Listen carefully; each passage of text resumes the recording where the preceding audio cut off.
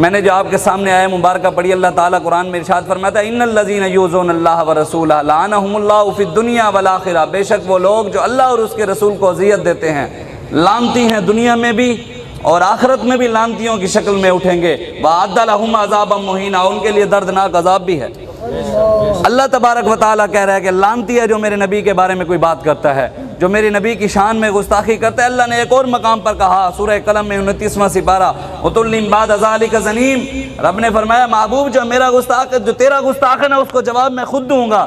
رب نے کہا عُتُلٍّ بَعْدَ ذَلِكَ زَنِيمٍ، 10 عیب رب نے بیان کیے۔ رب میرے اور آپ کے عیبوں کو چھپائے ہوئے ہے، لیکن جب اس کے حبیب کی بات آئی نا، رب سارے عیب کھول کے رکھ دیتا ہے۔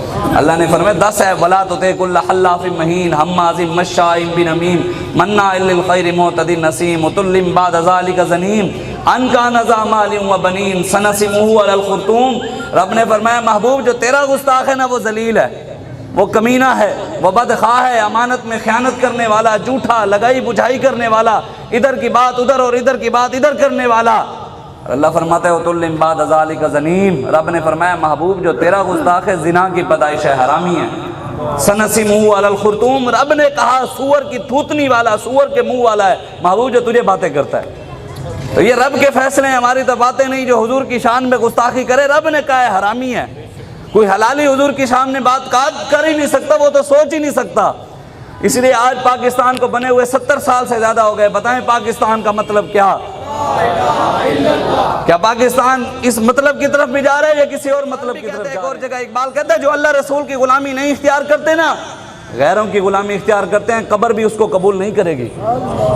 ہاں یہ علامہ اقبال، چلو مولویوں کی نہ مانو، محسن پاکستان کی تو مانو، علامہ اقبال کی تو مانو یار، لیکن یہ قوم کو بھی سلام ہے کہ جو اپنے محسن کو بھول گئی، جو نبی کے وفادار نہیں، انہوں نے اپنے محسنوں کو یاد رکھنا تھا۔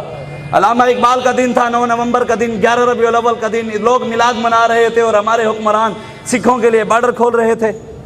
مواجہ شریف کے سامنے بندہ گیا، حضور کے روضہ پاک کے سامنے، جالیوں کے سامنے، کعبے کے اندر چلا گیا، پھر بھی ٹوپی نہیں پہنی، لیکن سکھوں کے ساتھ بیٹھ کر ان کے سر پر ان کا رومال رکھ لیا۔